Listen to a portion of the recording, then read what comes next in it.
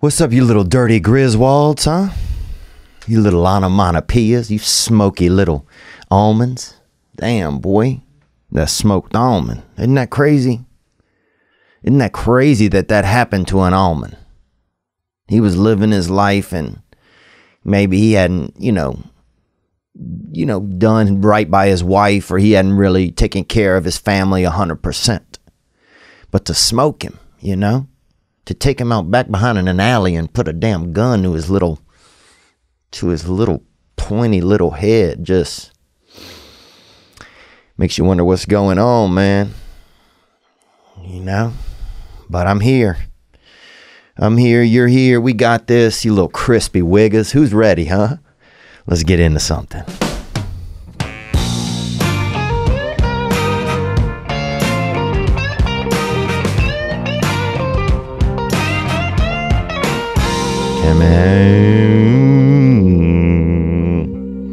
I'm just sitting on your front porch, wondering how could I be so far from my home. Come on. And my mind is somewhere else, but when I find it, I'll patch up where it's been blown. Now I'm just floating on the breeze, and I feel I'm falling like these leaves. I must be cornerstone. Oh, but when I reach that ground, I'll share this peace of mind I found. I can feel it in my bones. This is where you turn that slow dance into a fast dance, You shake a little bastard by the waist right there. For me to set that parking brake and let myself unwind. Shine that light on me. PG, baby. I'll sit and Let's tell you my story. Shine on me. Shine that light on me right there. That's Bishop Gunn with Shine. And they got that ear hitter right there. They feel you. And we feel you here every week. Welcome to this past weekend. I hope you are doing well. I hope if you're doing something, I hope you got a shirt on or don't have a shirt on. I remember when I was young, bro, I used to love taking my fucking shirt off, boy. Dude, I would take my shirt off all the time, bro. And sometimes at inopportune times or wrong, they call them wrong times. I'd be at school and the lady give me a little second serving of them mashed patates, and I'll take my damn shirt off, bruh. It was almost like a way that I showed my gratitude to things. I remember they had a guy who used to drive down the street over there on McGee Street in our neighborhood, and he was a rich man. This man was really rich, and he had like a nice car, I don't know what it was, maybe like a Buick Satellite or something. I mean, the thing had it looked fancy, bro. He had a couple probably stars and a damn half a galaxy in the trunk of it. He just was wealthy, well off, they called it. Well-to-do, they said. And he would drive down the street, and he was a veterinarian. And he would throw a lot of animal carcasses and stuff out of the vehicle. Because he knew, he liked, they would be in our ditch and stuff. And I think something inside of him, I think he felt like he was giving back to the lower class, or he was doing something. Or maybe he just, liked throwing, animal carcasses out of a nice vehicle. I don't know. But, fuck, what was I telling you about? Damn, dude. But yeah, sometimes when I'd be out there and I'd see half of a rooster hit the ditch, or I'd see, maybe 4/5 of a lamb or something hit the ditch, a lamb body, and I would take my damn shirt off, bro, show some respect. There was just something about when you didn't have anything really to show people. Sometimes you just show them your bare skin. You just show them your young chest and your belly button. You do something. You think, well, damn, I owe some level of gratitude. Or in class, sometimes the teacher would teach us something real good. I remember one time they said lightning.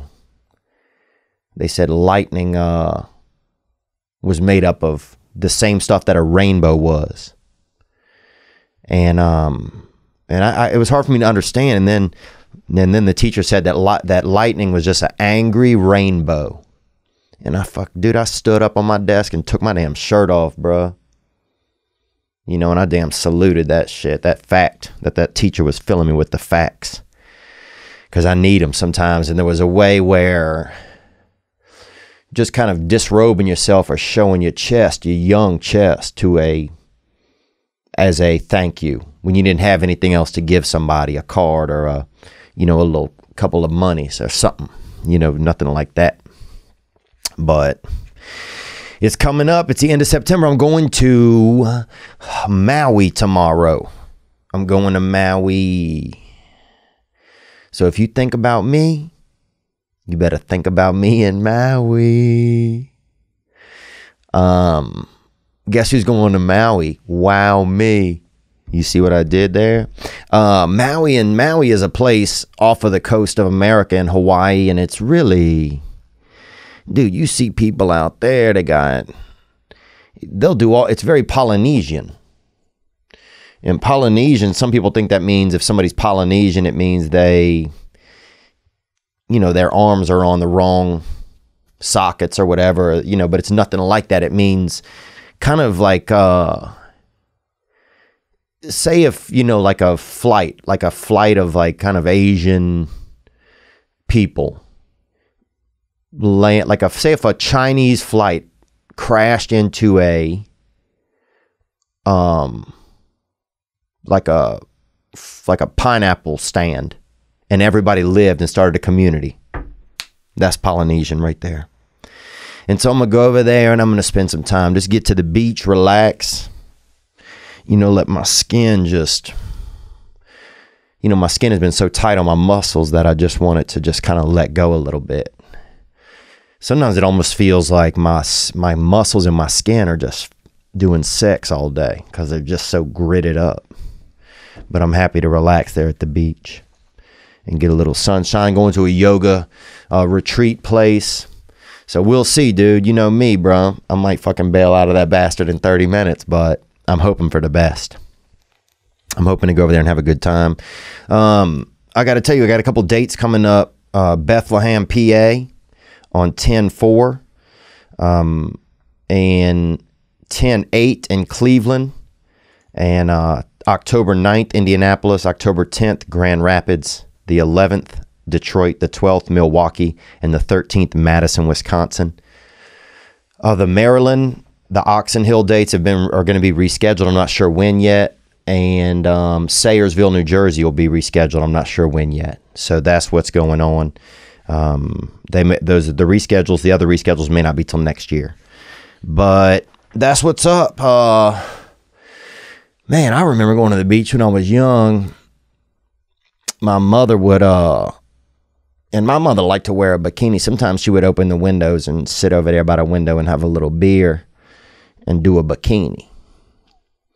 And, when I was kind of a mama's boy and I didn't have I couldn't wear a bikini or anything like that because I was a male, I was a male that was, more interested in, in chicks and stuff. And so, but I remember one time I made me a little yarn.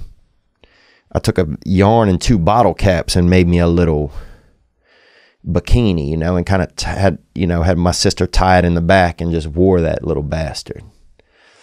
Because I just, my mother was around. I think I just wanted to be like her. I wanted to be like my dad, but he wasn't around. And also he was, 70, 80 years old. So if I was being like my dad, I was just taking naps or looking for something that I was never going to find. Or what else was I doing if I was being like him? I used to go sleep at the park sometimes. My dad liked to do that. Sleep at the Burger King. Just enjoying life, really. Having a little, sometimes my dad would make me sneak in there and get him a little tablespoon of mayonnaise. And he would eat it off, just dip his finger in it and eat it. And watch an episode of Three's Company or one of those detective program. He liked a lot of that. He was old fashioned like that. But my mother used to take us to the beach. We would go, the first beach I went to, Biloxi Beach. And this place, the beach is really, the water was always illegal. You couldn't get in the water. They had signs up that said, you know, the test came in and this water is, you know, pregnant or whatever. I mean, that water was, you stay out there for an hour. Some of the fish would come out on 2 or 3 legs and go get a job.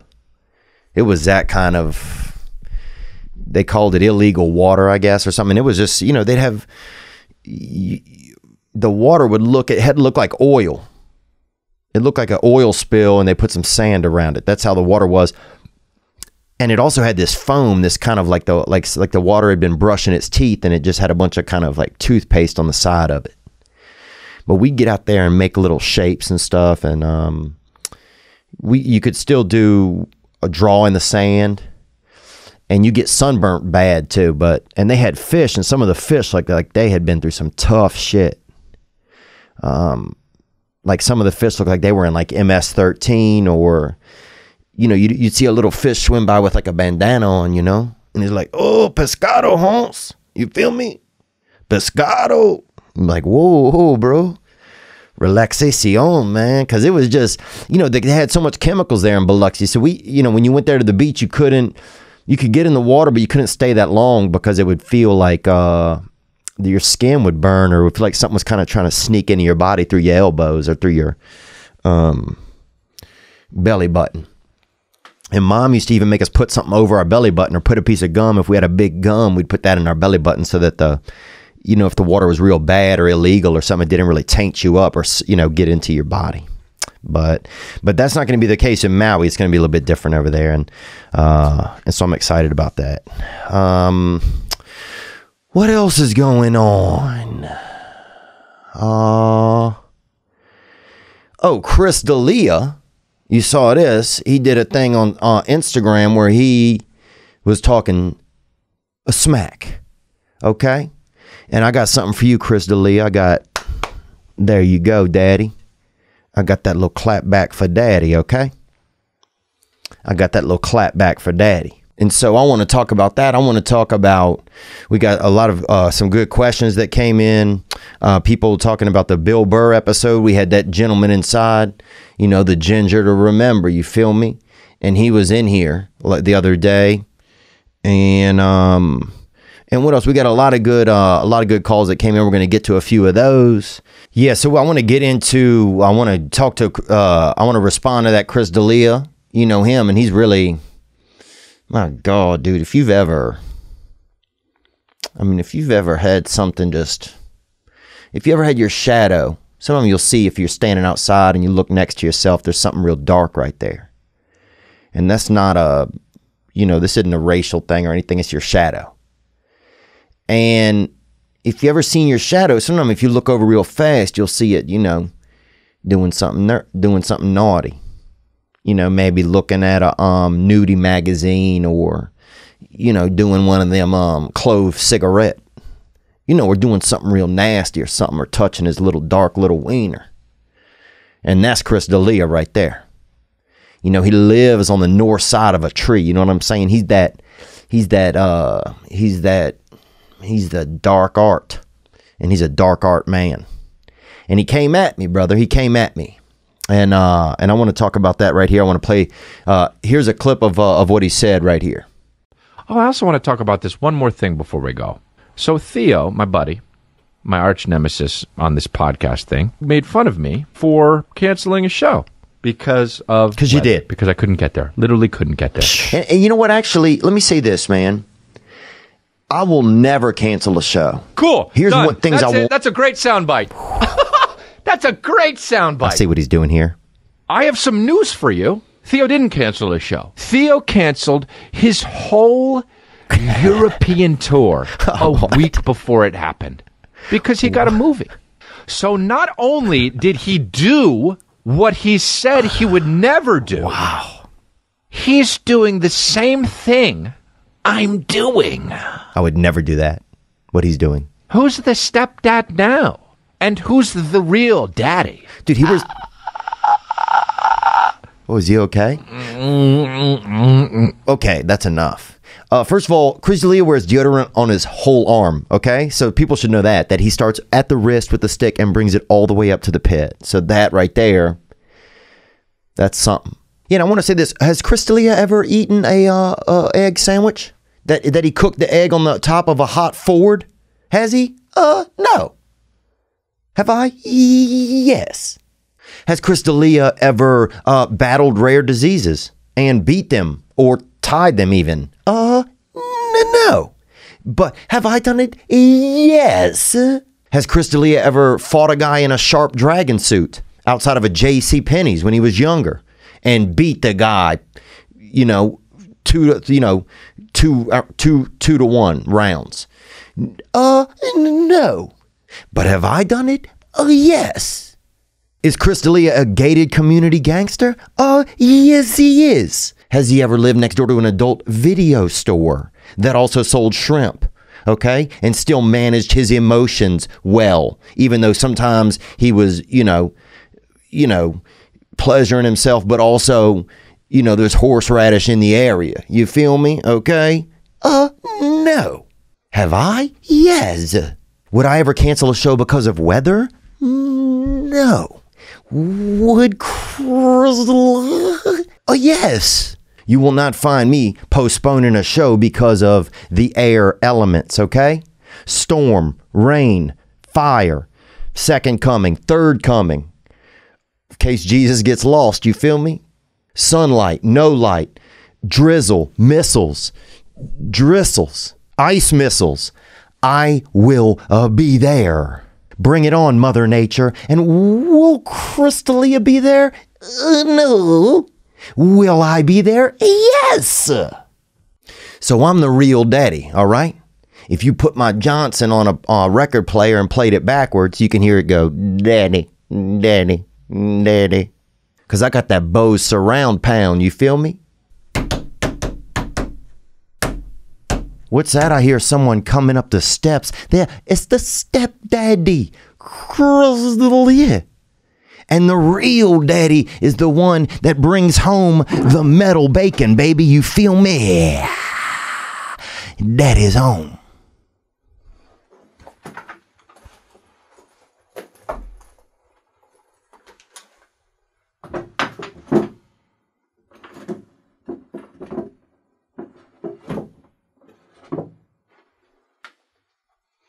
Just so everybody knows what's going on around here.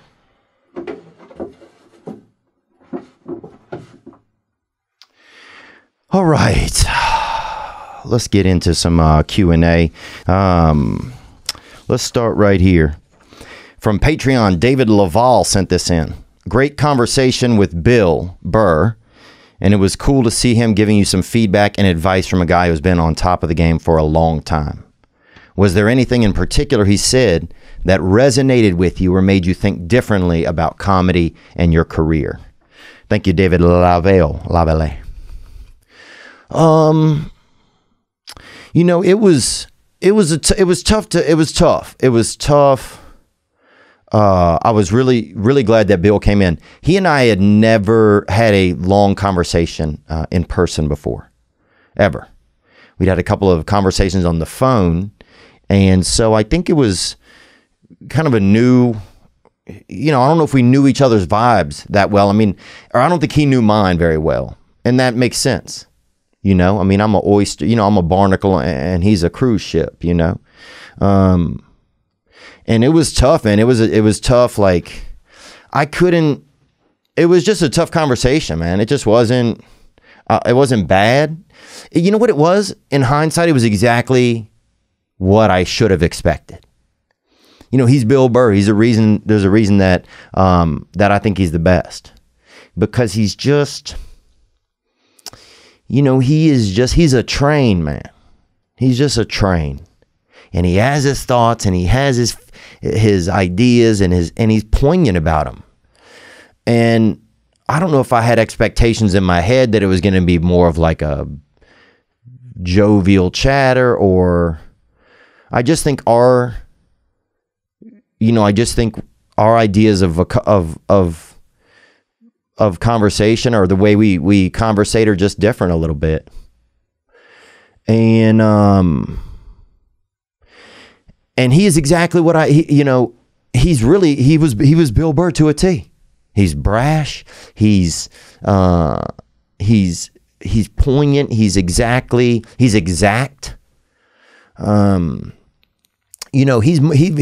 really is like a NASA, like a rocket. And I'm more like sometimes like Theo Armstrong, You find me just kind of moseying around on the moon, monitoring how I feel. And he's that master blaster. He'll shoot right by you. And so, yeah, there were some things he said that really did kind of resonate with me. I think when he said that you have to work well with others, he kind of said you got to get over not working with others. And I think some of that is true. It's like I got to look at myself and it's like, well, if I'm going to work in certain circles, then I have to be sure that I'm comfortable with it. But I kind of have to make a decision so I'm not waffling all the time. Because half my choices, you could put syrup on them, bitch. They waffles. I'm here, I'm there. I got butter, I got, margarine. So who knows? So that was pretty good. What else did I take away from it? I came away feeling like it was probably good. Like if I had some ego, that maybe this was letting some air out of it. I felt sometimes like I didn't know what to say. And I don't know if that's the best place to be. Sometimes you're supposed to be interviewing somebody or having a conversation with them. But I'm not like, I wasn't disappointed in myself or anything like that. I think we're two different types of people. When we talked about material and stuff, and I said, well, I treasure my material more. And for me, that's because I do stories. I tell stories. And so for me, those things are personal and they're more, there's more of a personal value to them in that sense. But I think overall, no matter what, I was grateful to be able to have him come in. He is who we thought he was, and we let him off the hook. That's what I feel like. He's exactly, he was Bill Burr to a T. And he was exactly who, the thing that I love about him on stage is exactly what I loved about, exactly what he was in person. And so, I think some of his stuff about manning up and sacking up, and I think that's right. I think I needed to hear that. It doesn't mean that I can't still be myself or that, but it's nice to sometimes just, sometimes you want to hear, people need to hear, sometimes only certain ways you can hear something. Sometimes somebody will beat you with a damn bat, but if you don't care who's beating you, you won't even pay attention. You'll just have bat marks all over your back and legs and side and, and elsewhere. But every now and then somebody who holds some weight in your life will hit you with that bat, with a bat full of facts, bro, that fact bat. And pow, get your shit together. Pow, you need to man up. Pow. So I think it was sometimes tough to like kind of joke around or what our vibes were. I think we're just kind of off. Again, I'm more like that Theo Armstrong, and he's more like a little bit more like Rocket Man. But I'm grateful that he came in, and that's really, I guess, let me think. Is there anything else, anything particularly resonated with you or made you think differently about comedy and your career? I think it made me think that if I'm going to get involved with Hollywood and that sort of stuff, that I need to kind of come to some peace with it. I think somewhere inside of me, sometimes I have a lot of just trust issues overall in every space of my life, and commitment issues in every aspect. I don't want to be exploited. I don't want someone to take advantage of me. So it's a lot of fear shit. So, I don't think there are any accidents. I think everything happens for a reason. And so, yeah, it's like, what can I take away from that experience? So I think that's most of my thoughts on it. you know, sometimes I wish I'd have kind of spoken up a little bit more, but I think I just didn't really know kind of what to expect or whatever. And so once things kind of got just going in this just direction, I felt like I was on a, you ever, when you're learning to ride a bike and you start, the first time it starts going and you're like, I can't get it. And then it's going, you're like, whoa. And then you just crash right into the side of a Colgate toothpaste blue Chevelle, you know? And this bitch gets out and starts talking shit, dude. And it's not even hers. She's just sitting in it smoking. So it was kind of like that, you know. Things got going downhill or going, you know, downhill, and I couldn't, you know, I just was on for the ride at a certain point. And so yeah, I think it was, in some ways it was a learning experience, and I don't even know what I learned from it sometimes, but I'm sure that certain things will pop up. And I was just, you know, I'm glad that I got to sit down with somebody that I really, really, I mean, he's just so fearless. You know, he's just so fearless. And I wish I would have asked him more about like parenting a little bit, you know, about things, you know, what things that he loves about his wife. I don't know. I was kind of thinking about stuff like that. I could have asked him, you know, more about like his material and what does it mean when he gives it away and that sort of thing. But we're also at different points in our career. So him, you know, the world that he's living in is different than the one that I'm living in. But yeah, you know, I think I just take from it what I can, and you know, and in the end, just be glad that he came and sat down with me. You know, I could let it kind of hurt my ego a little, and I don't think it did that, but I think if there was some ego in me that needed to be corrected, then, you know, humility is always, even though it's painful sometimes, it's a rabbit that I'll let, you know, run around in my shirt. So I'll get that little freaking bunny that'll bust my ego up and put it in my shirt sometimes and let that bitch hop around, bro, and just show my chest to it, you know, how I'm doing it. So my bookie, at the end of a hard week, it's great to sit down and take some time off and watch some football and lay some of your hard-earned wages on those, you know, those animals on the field.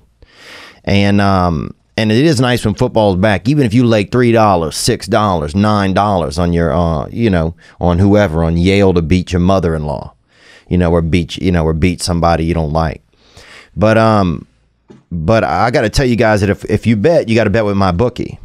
I wouldn't be telling you guys to bet with them unless they were the best. If you like to bet, you know, if you don't like to bet, then you don't like to bet. But if you're the kind of guy that likes to bet a little and win a lot, try a parlay. That's where you take two shots at it. You do two shots, and if you get them both, and you kill that lamb, that falcon. If all your picks come through, you'll multiply your winnings. That's what I mean. Join now, and my bookie will double your first deposit. That's right. Use promo code THEO to activate the offer. That's promo code THEO to activate the offer. Visit mybookie.ag today. That's right. Go to mybookie.ag today. And you play and you win and you get paid. Also, look, I came home the other day and they got that box of meat out front. And dude, it's so funny because I was hungry. I didn't have any meat on me. I didn't have a knife. I wasn't near a zoo. So I probably wasn't going to have a lot of good meat. But bam, bam, bam, what is it? It's meat. Not everyone has convenient to access high quality meat. You know, usually you have to be on the on the Sahara, or you got to be at, near a petting zoo or something at night. But now you can get 100% grass-fed beef. You can get free-range organic chicken. I mean, these chickens have been all over. You know, I'll probably see some in Maui this weekend.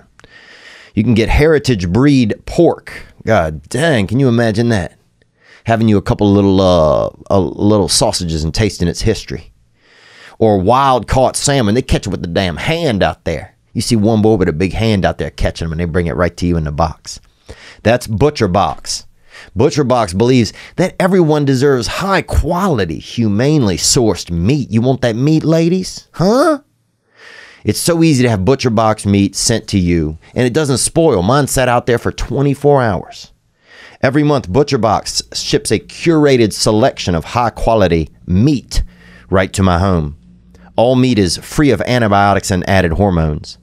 It's packed fresh and shipped frozen and vacuum sealed. You can hear the Dyson they used right before they sent that thing to you. Right now, Butcher Box is offering new members ground beef for life. GB for L. You feel me? Get that tat. That's 2 pounds of ground beef in every box for the life of their subscription, plus $20 off their first box. That's right. Just go to butcherbox.com/Theo or enter promo code Theo at checkout. That's butcherbox.com/Theo or enter promo code Theo at checkout.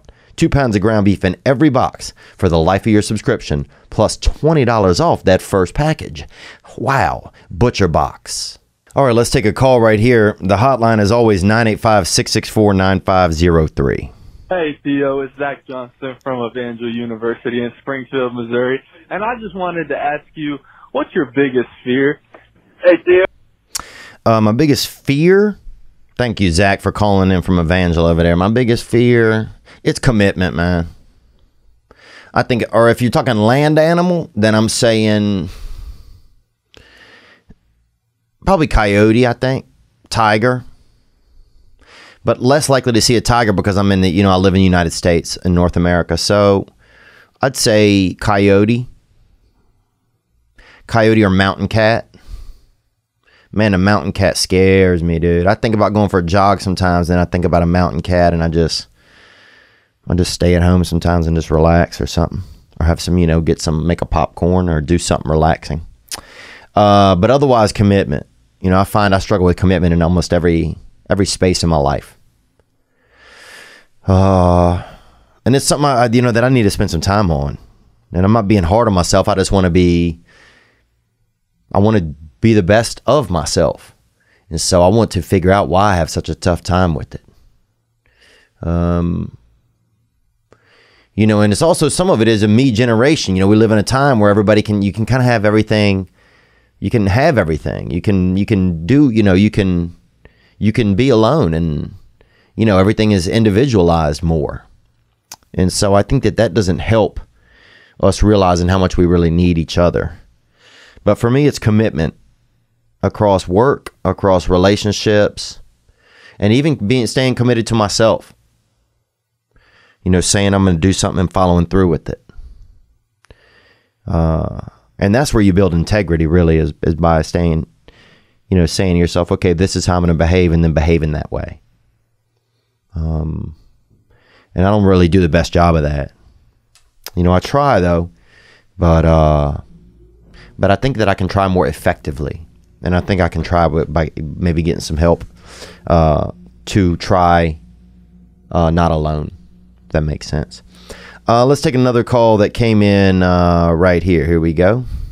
Hey, Theo, this is Jason from Central Florida. What's up, Jason? Thank you for hitting it up, baby. Central Florida. And that's over there, a lot of reptilian over there. I mean, you take a walk through the swamp and you walk right out of the water, you'll have some damn snakeskin leggings on. You'll find a leech up in your grandmother's brassiere over there. And those things will suck on your tit right there. Beautiful. Big animals over there. A lot of big mollusk. A lot of sunburnt titties over there as well. Excuse me, and I shouldn't say that, man. I don't want to be thinking about that right now. Let's do it. I just bought tickets for me and my future father-in-law for your show in Bethlehem, PA. And I'm pumped, man. Can't wait to come up there and see you. Just got the plane tickets confirmed. I don't know what my father-in-law is going to think.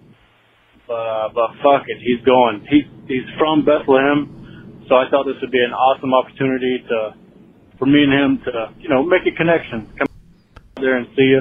Gang, man, thank you. You're bringing out that father-in-law. And coming in Bethlehem, that's like Joseph and Jesus right there. It really is that, that connection. And Joseph was a stepdaddy. People don't realize, they should really mark that out in the Bible. They should even mark it out in just stepdaddy's day on the calendar. Because everybody has so many stepdaddies now. It's a shame there's not an opportunity, a comfortable opportunity to buy them a cookie or a sweet.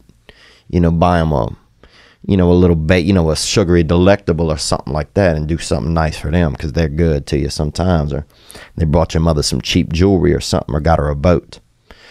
But thank you guys for coming. Look, taking a loved one, if you don't have a connection with somebody you love at their parent, a good way to make a connection is to take them to a comedy show, because they'll see what you think is humorous.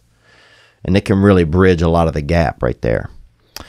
Let's take a call again. The hotline, 985-664-9503.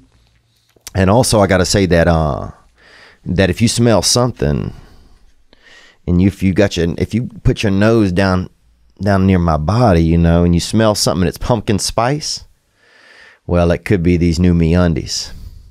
Because it's that time of year, the leaves are crunchy, the breeze is crisp, and it's onesie season. It's officially fall. Yep, if you put your ear up outside to the window, you could hear a scarecrow in the distance, smoking a pipe or looking to buy a gram off somebody. And MeUndies, the softest undies in the world, knows a thing or two about the fall. Because when it's fall time, the weather gets, a little naughtier, and the weather it'll just kind of sneak up on your balls and snicker at them with a cold little giggle. And the thing you can do there is, the thing you can do then is, you can get a onesie from MeUndies. Imagine rolling out in front of your girl with that sexy ass onesie. You know what I'm saying? In one zipper, you could show your chest and get your junk out and urinate as well if you want. And I mean, they're soft.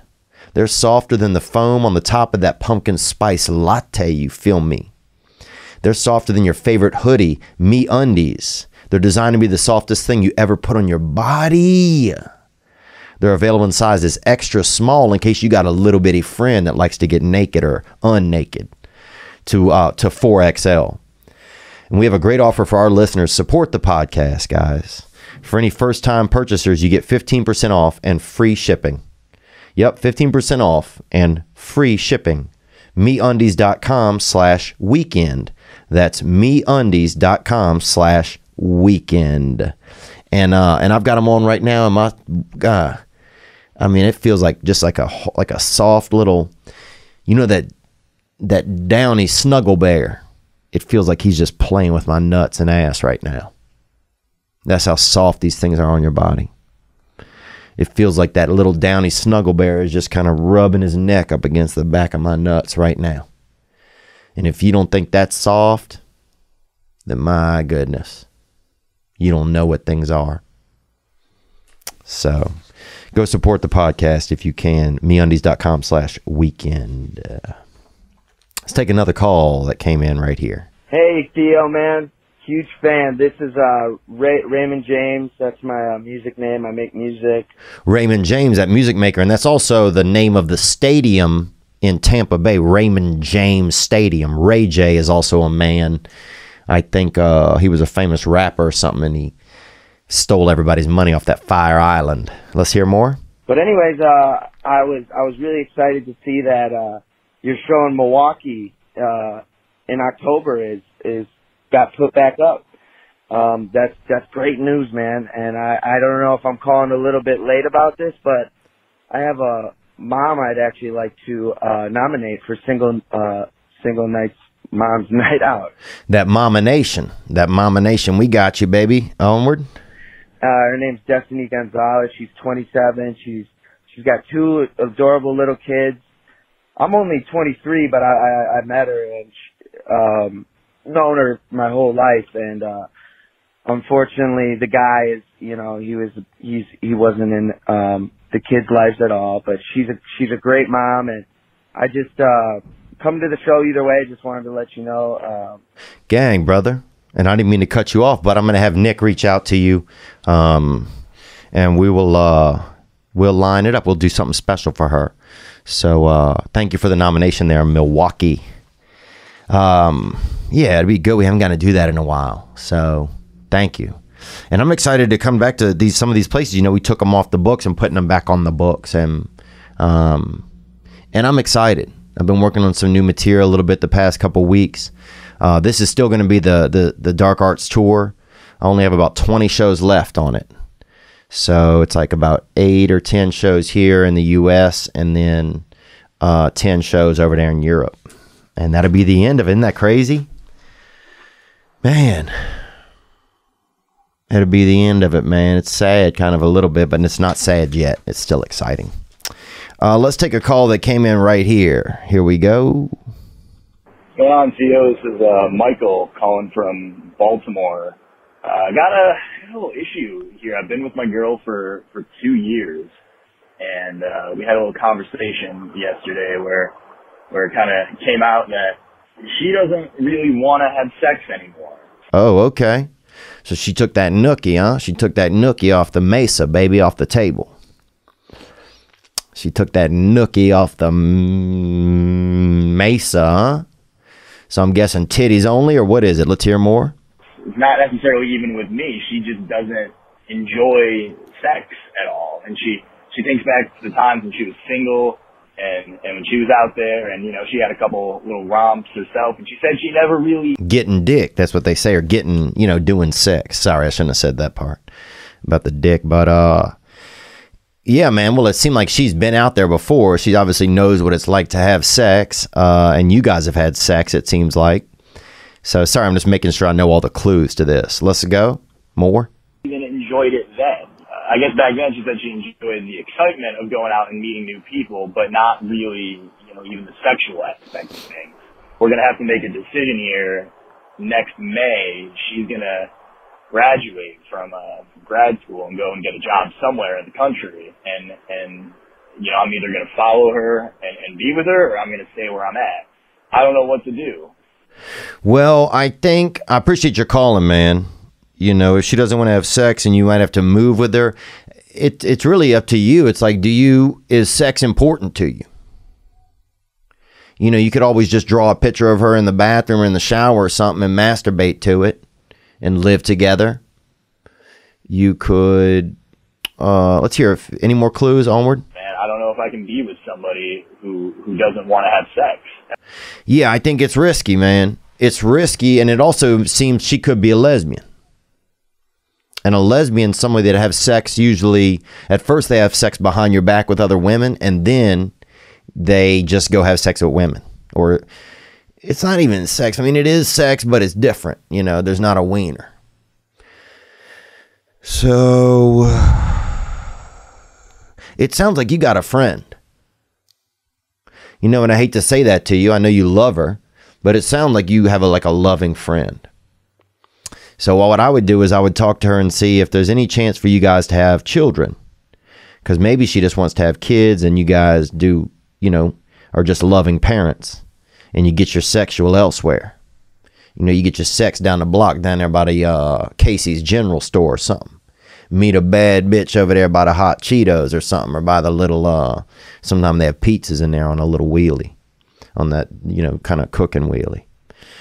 But it sounds like you have a friend to me. So my suggestion would be just to communicate with her real clearly.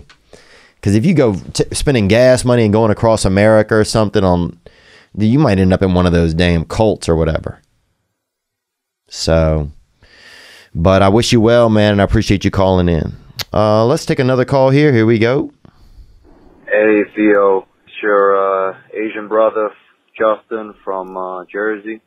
What's up, Jay from Jersey? How y'all doing out there? Jersey, dude. And I saw a friend of mine, bro. Somebody, when he was real young, dude, somebody stabbed him in New Jersey. Onward? I was just calling, man, to see how you've been. So I've been doing pretty good, man. Thanks for asking. What's been going on? Not much. I'm supposed to go to a party tonight, actually. David Spade invited me out, so you know I'm name dropping. And he's coming on the podcast this week. But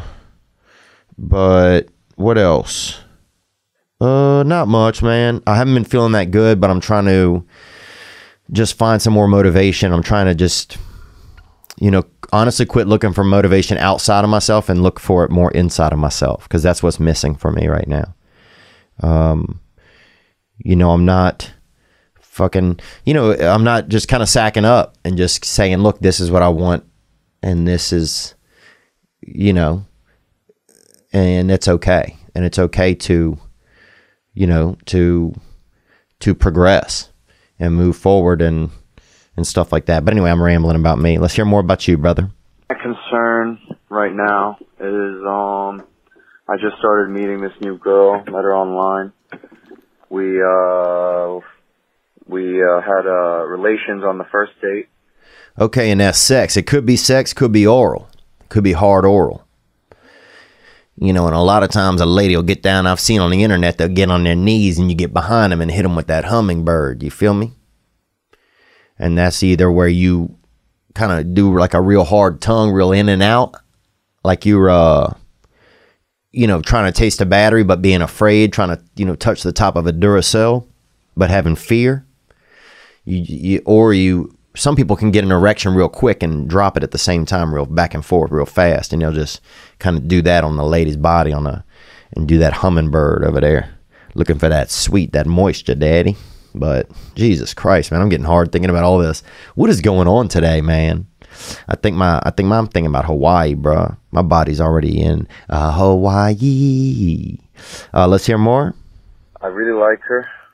We vibe really well, similar interests. You know, good spooning size, all that good stuff. It's just bugging me out a little bit that she's a very highly sexual woman. Oh yeah, she got that fifth gear, bruh. You know what I'm saying? She's into somebody just squeezing on her shoulders or on her tits. Let's go more, brother. And she... Or anything. I mean, I know a girl used to wear real heavy shoes when she would fuck. And she'd put even like, she would weight them down. So she just had these heavy ass, you know, her feet were just heavy as fuck, dude. Just real, you know, like almost like her own gravity at the end of each leg. Just, you know, she had about 16 pounds of shoe and, you know, sometimes metal kind of tied to the bottom of it. Just sexual, you know, people are wild. Doesn't seem too conservative about her sexuality, so I'm just want to know your opinion, man, about a woman that, you know, is open to relations on the first date. Well, I mean, you have to be open to it too. You know, women are a lot more sexual these days. You know, when I was young, you had to see. I remember one girl would drive by and press her vagina against a window of a Ford Mustang 5.0. And you know, that was a lot of most of the sex I had when I was young, was just seeing her go by, you know, once a quarter or whatever, 3 or 4 times a year. But, what was this about? But you have to, here's the thing, brother. You had sex too on the first date. So both of y'all did. So anything you think about her, you got to think about you. Kind of, you know, just, you know. So if you want things to be different with her, then you got to make it different. You know, take her to a splash park, or take her to get her over there to the Dairy Queen or to the Family Dollar. You guys go do some shopping, get some craft stuff, make kites or something. You know, take her on a date or two without touching, and then bring her over for a little bit of, get some of those, get a pack of Johnson's brats and grill them bad bitches up. Let her smell the smoke of that meat. And then later put a little bit of that, tenderizer around your junk and hit her with that last brat. You know, I think that 6th brat, because a lot of them come in a package of 5. My stepdad used to make them, and he passed away. But before he died, he would grill them up all the time. And that's all he ever talked about, too. He had Alzheimer's, and he would talk about them Johnsonville brats. So, but yeah, I mean, if she has sex on the first date and you like her, I think you got to separate those two things. You know, you could tell her, look, I really like you. I want to, kind of take things a little slower, or you guys can just keep having sex and just also like her. So, but it sounds like both of you guys engaged in it. I love you, bro. Have a good one, man. I appreciate you calling in. All right. I think I got to go to the beach. Here, I'll play this one call, man. Here we go. Thank you guys for calling. As always, the hotline 985-664-9503. Here we go. Hey, what up, Theo Man? The Rat King? El Ratón de Reyes. Onward. El Rey Ratón. Oh, there you go. El Rey Ratón. Gracias. Yeah, man. So I'm just calling because I feel a little guilty, man. This past weekend I was chilling with my friend Big Wave Dave. B-Dub-D, boy, Big Wave Dave out there, bro. Don't let him drown, you feel me? Because sometimes people have a name like that, you know, Splashy Johansson or whatever. Or fucking, you know, they'll have, you know, Lake Jake or something like that, and then they drown. So, because they, you know, they try to live up to the name. Onward? We're making the magic brownies, baby. I'm not talking about that Bill Cosby special. I'm talking about that weed. Okay, you talking about that green, that leafy dessert, huh? You made some weed brownies, and what else? Onward? And, yeah, so we made them brownies, right? I was higher than Buzz Aldrin, baby. Gang. I feel you. Look, bro, I'm Theo Armstrong. You got me? Go. The next morning, I got a call from my father. He said, your mother's in the emergency room. Oh, man, I'm sorry to hear that, dude. I just didn't expect you to say that just now because you and Big Wave Dave, boy, or whatever his name was, you know,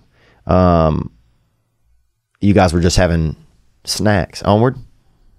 I was shocked. I said, well, what happened? And he said, nothing. She felt like she was having a heart attack. She was dying or something. Well, that's something, bro. That's not nothing. Nothing is, you know, maybe sitting outside on the porch or something, or, you know, getting in your car and you haven't started it yet, but you're not looking at your phone yet or anything. You're just sitting in there. Onward? I said, damn, well, what she eat? He said she didn't eat nothing. She just ate a little bit of those brownies she left in the morning.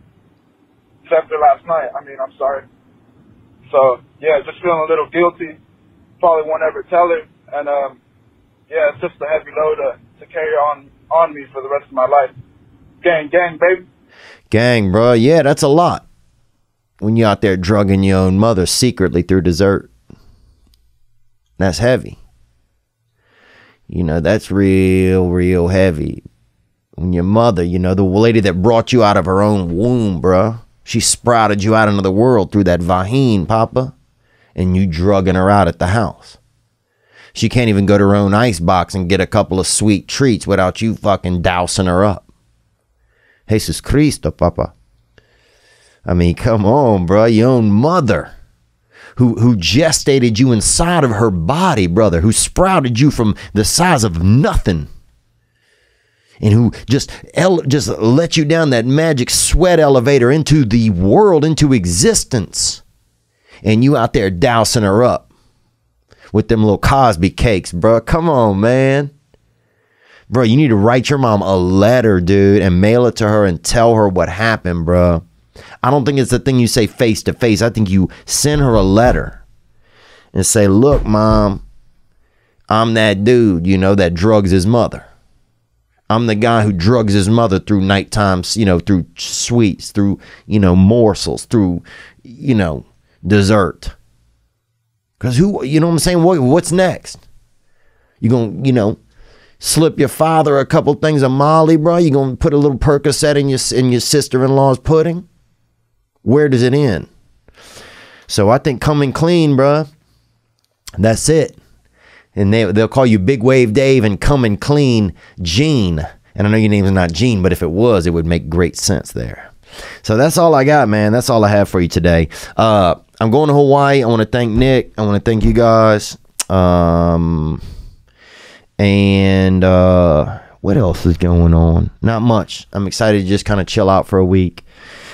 And I literally just decided kind of at the last minute. I've been hoping to get things all lined up and everything is okay. So thank you guys for calling in. Thank you guys for the support. And I'm excited to come and hit those tour dates. And I hope you're doing well. You know, I hope you're making it through another week.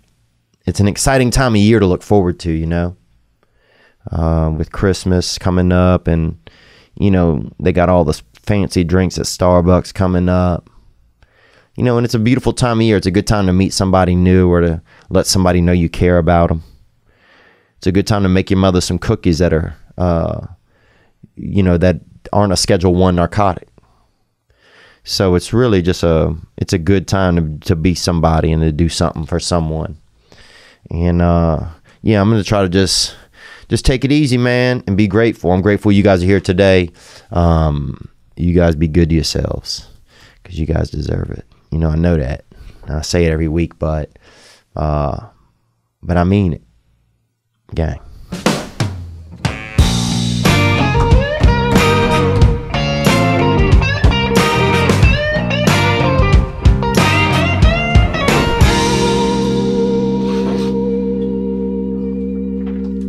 I'm just sitting on your front porch, wondering how could I be so far from my home. And my mind is somewhere else, but when I find it, I'll patch up where it's been blown. Now I'm just floating on the breeze, and I feel I'm floating